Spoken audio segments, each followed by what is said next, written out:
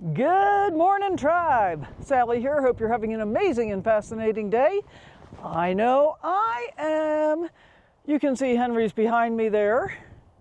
We just left the Willow Creek campground this morning, and which was 3/4 of a mile away. We tried to get here yesterday via the trail and couldn't actually find it. So where is here? Here. Let me flip the camera around. I don't have to turn. We are at the Ward charcoal ovens. So we're gonna hopefully get a little history here. And look, it's a paved trail, so that's nice. I do not have to pay because I have a senior pass for Nevada State, which by the way is a really good deal. We're also gonna be finding out just how well the microphone works because it is bloody windy already this morning. We're in a wind advisory for the day until I think 8 o'clock tonight, just checking to make sure Kit's coming with. And the Ward charcoal kilns are named for Ward Mountain. I'm not sure what Ward Mountain is named for though. So I'll see if I can get that figured out as we get up here. We're like 73,000 feet in elevation, and I'm not acclimated to it, so I'm breathing pretty hard. Looks like we got some information coming up here, as well as the wind. So charcoal oven to bandit hideout.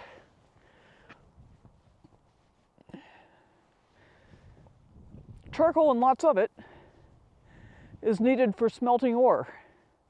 Takes 30 to 50 bushels to produce 1 ton of ore. Beehive-shaped ovens are a more efficient way of reducing pinyon pine and juniper to charcoal than the earlier method of piling wood in an open pit and lighting it on fire. The ovens allow control over how hot and how long the fire burns, important when producing quality charcoal. Building the ovens here, close to the source of building materials, the timber needed to make charcoal, and within 3 miles of the smelters, was a matter of convenience and efficiency. After only 3 years of operation, from 1876 to 1879, the silver boom waned, the trees were gone, and the need for charcoal ended. But people found other uses for the Ward charcoal ovens. For prospectors and stockmen, they were shelters in harsh weather. It's also said that 1 or 2 stagecoach bandits hid from the law in these ovens. Today, they offer us a glimpse of the past, reminding us of Nevada's heritage. And I seem to have lost my puppy dog. Kit?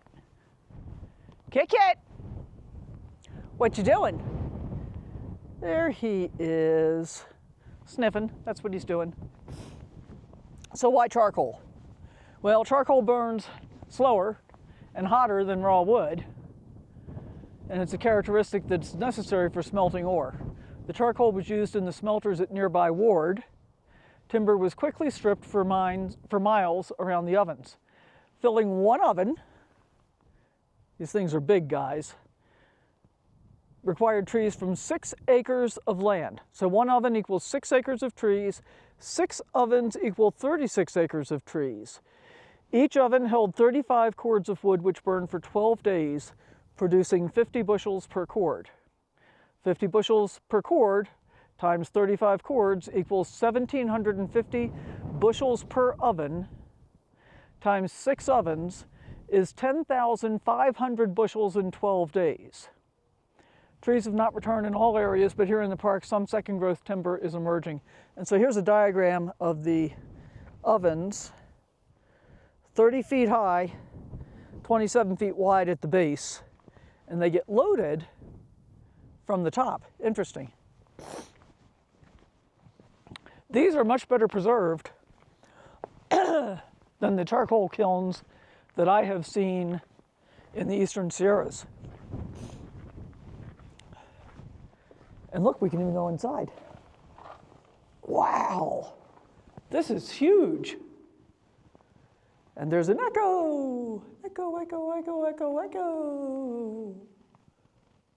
36 feet high. That's 3 stories.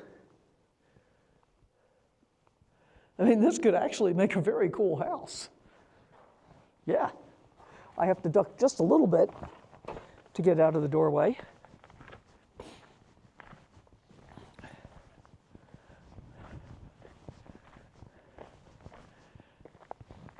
And we're going to walk back over this way a little bit, and I'm going to turn around and give you kind of an overview.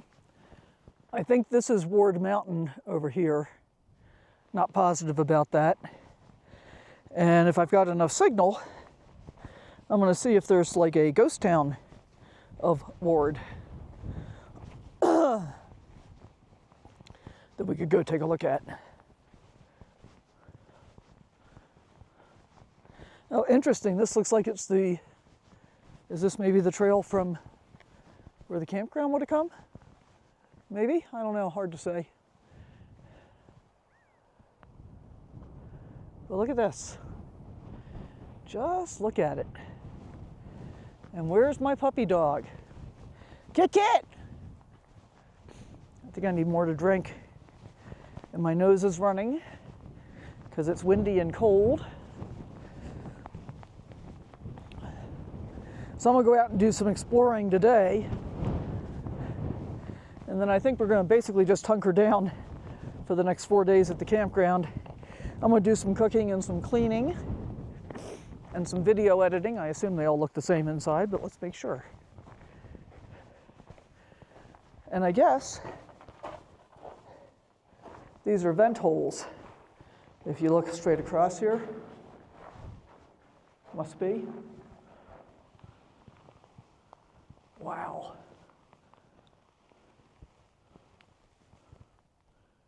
Very cool.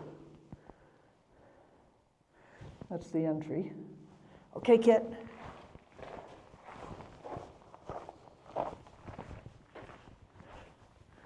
I didn't take him for a walk at the campground this morning because I was pretty sure I'd be able to let him be off leash down here.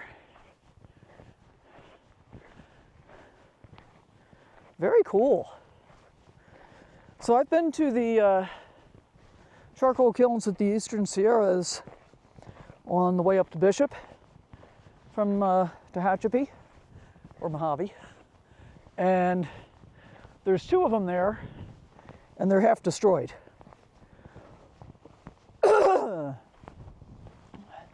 But similar situation. Look at how like this rock sticks out really far.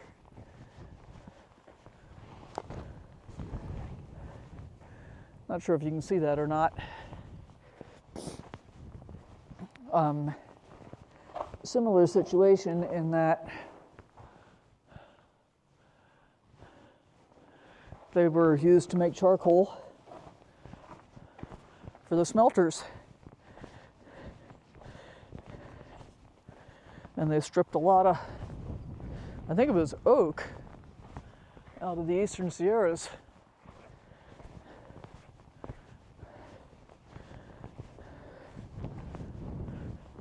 Yeah, there's a trail that goes up that way.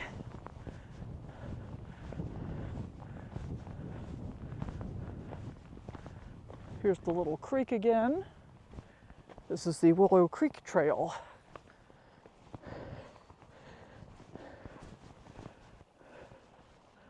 Half a mile.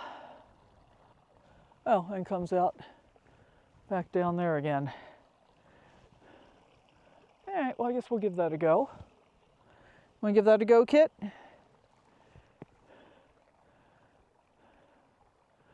And apparently there are some interpretive signs, so let's go take a walk. Because why not? You gonna show us where to go? You gonna show us where to pee, huh? Okay. Isn't he cute? This is open range, so I have to keep a pretty close eye on him. And if this trail starts getting gnarly, I'll turn back because I'm back in the boot. Yeah, I was trying, even just doing what I consider to be a normal walk with just the ankle brace on, and I'd get up to a mile and be in a fair amount of pain for the rest of the day. So I didn't think that was helping my healing any. Can you hear the birds? Pretty birds. beautiful here. So my decision right now is that I'll wear the boot to keep me reminded not to overdo when I'm out here on like really unstable surfaces. And you know, like when I get into town later, I may just wear the ankle brace instead, where it's all just, you know, asphalt and pavement.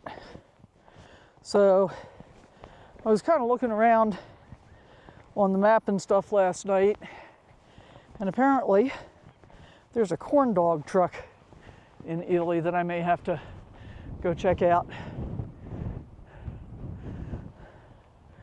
Okay, so this rock outcropping up here ahead of us, that's where the stones to build the kilns came from, taken from the middle layer called charcoal oven tuff. 425-foot thick crystal-rich ash flow contains visible crystals of honey yellow sphene. Sphen is the Greek word for wedge, which describes the shape of the crystals. All right, that's cool. And I also wanted to take the opportunity to get out for a bit today, this morning. The high today is only going to be like 56, I think, and windy, so it'll feel much colder. And I am very, very happy that I bought this rain jacket that I'm wearing at LL Bean in Freeport when I was in Maine, because it also makes a great windbreaker, and it's like the perfect layer for this kind of weather.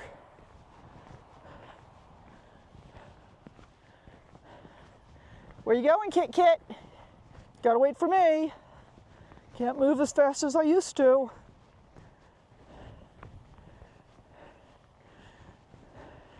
Look at him. Look at him. Wake up with the sun in our eyes. Sally forth, no need for goodbyes.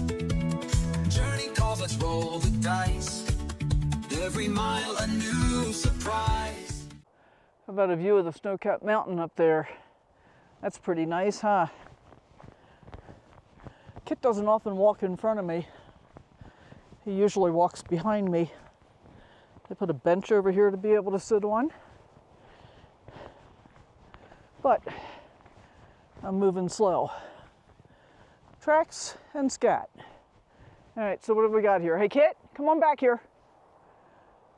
Mountain lions, coyotes, bobcats, mule deer, and Rocky Mountain elk. Single-leaf pinyon pines and Utah junipers. Oh, we saw Utah junipers in Cathedral Gorge. Okay, Kit. Good boy. Show us where to go. See, he is so smart and mostly so good. As soon as I called him back, he came right back. And then, while I was reading the sign, he went to go look over by the bench, but as soon as I called him back, he came right back. I mean, overall, I am very happy with his trail behavior. Wait for me. Kit, wait. Wait. Good wait.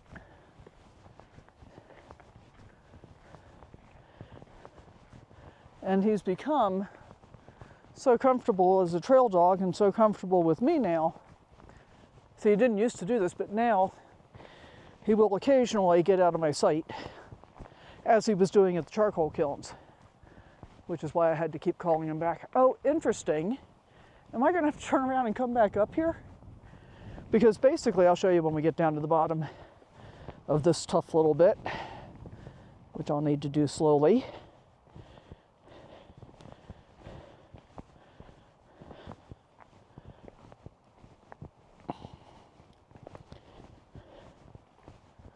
Kit, wait.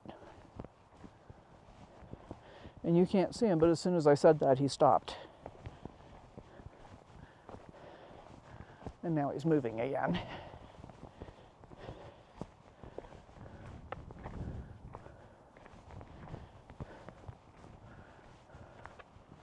Okay, so here's another bench. See that picnic table over there on the other side? Well, this is where I hiked down yesterday, came from that way, and then I went back up this dirt road over here because the trail basically ended, which I think, oh no, looks like it goes across here now. But beautiful trail coming down here. There was no way for me to be able to get across the creek. So I just turned around and go back. You want to show me where to go, Kit? Go ahead. Good boy. Of course, I'm not sure if this is actually the trail or if this is a game trail. Hey, Kit, let's look up here. This might be the trail. Come on up here. Yeah, I missed the trail because I was looking at the creek. So there's the bench. This is the actual trail. Oops. Good to know. Well, I'm glad I decided to do this because now at least I knew I wasn't crazy yesterday when I couldn't get over here.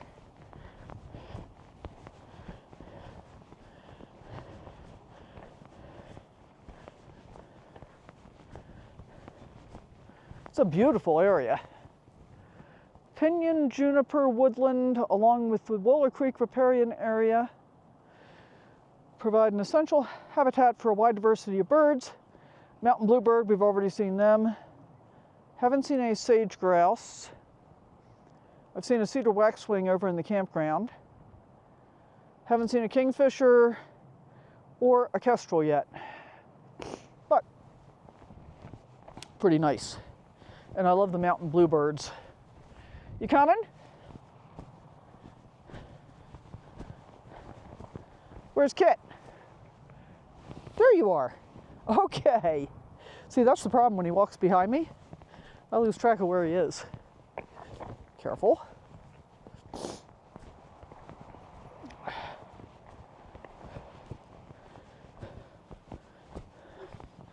And I guess some people would say hiking in the walking boot could be a little crazy, but it actually feels okay to do this, and it feels much more okay than it does to do it in the ankle brace. And I'm going slow, and I'm being extra careful, and I'm looking forward to the day when none of that may be necessary again. Yeah. But as it stands right now, in a couple more weeks, I'm going to need to get another x-ray. And if the bone still hasn't fused, and I'm suspecting it will not have, then I'm going to get a bone stimulator. And so the deal is, Medicare says you have to have not healed for at least 3 months before they'll give you a bone stimulator.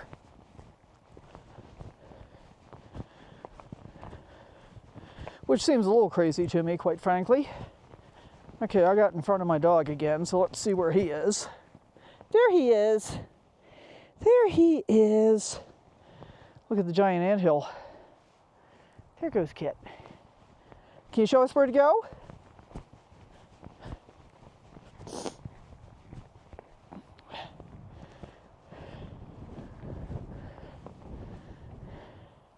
We stopping to smell the sage, or whatever that is.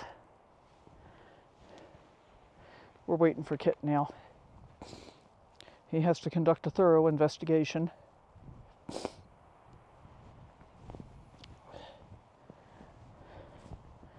Okay. And for the most part, I try to let him do as much smelling as he really wants to. I see that shelter way over there.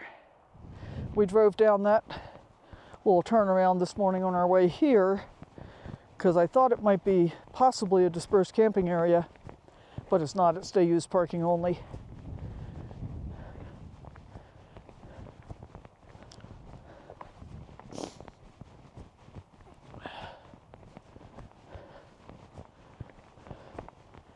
Sorry about the sniffles, but it's quite windy and quite chilly with the wind.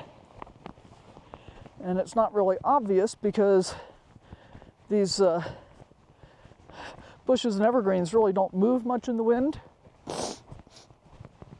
So you can't really see it, but I can sure feel it.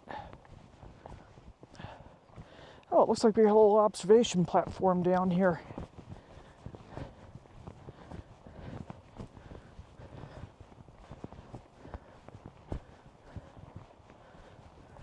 Got the creek running right down there below us.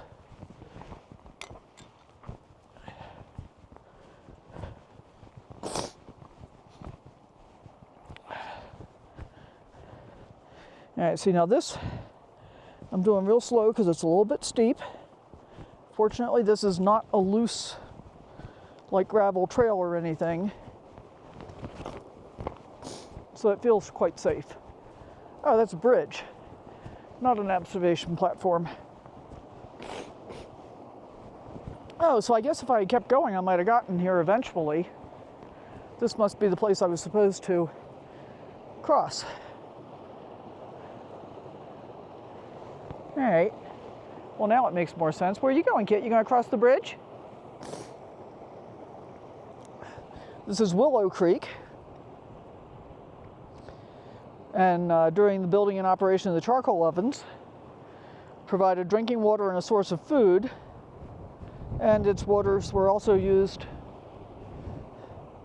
to make mortar and fight fires. There was once a dam that created Willow Creek Reservoir. Cool. All right. I guess we're going to be starting back up now. So I'll pick you up when we get closer to the end. Okay, so remember when I said I was going to see if I could figure out where the town of Ward was? Well, located up there in that little saddle between these two trees, kind of straight ahead. During Ward's boom, mines, including the Paymaster, Defiant Shark, Governor Jupiter, and Silver Cloud, produced almost $1 million worth of lead, silver, and copper ores. Ward Mining District was established in 1872 by Thomas F. Ward. By 1878, the boom was over, and miners abandoned Ward for the new boom town of Taylor, located on the other side of the Steptoe Valley, which is where we're going this morning. Much of the town was physically moved to Taylor at that time. Ward officially died in 1888 when the United States Post Office closed its doors forever. There was a tramway to transport the rich ores around the town to the smelting facilities. And it was once one of the largest towns in White Pine County with a population of over 1,500. Here's a view of the tramway. All right, cool. I did actually hear a vehicle in the gravel lot where we parked, so Kid is now back on leash. And I can see the charcoal kilns up ahead there. It was pretty steep coming up out of where the creek was. And now I'm walking directly into the wind. I figure hiking with the boot on is like extra good exercise because this thing's pretty heavy and definitely messes with my walking pace. But I'm just grateful to be out and about. And I know I'll probably get some comments about this, so let me comment on it. From my perspective, I sucked it up and spent almost 7 weeks, more than 6 of them, on crutches, basically just sitting around in the hopes that this thing was going to heal. I followed the doctor's orders. I've done everything that I can including eating extra rich, calcium-rich foods and, you know, all that kind of stuff. And it's just taking a really, really long time to heal. I definitely do want to make sure we get it healed, though, because as I've discovered from wearing the ankle brace, come. Is that extra interesting? Go ahead. It hurts pretty much to walk in the ankle brace, and I don't want to be in pain for the rest of my life, so it was my decision to put the boot back on, and I think it's a good decision, at least for the next little while, to make sure that I can make that compromise of being able to get out and about at least somewhat. Because being sedentary didn't get it healed. Hopefully careful movement will. What makes the Basin and Range province unique?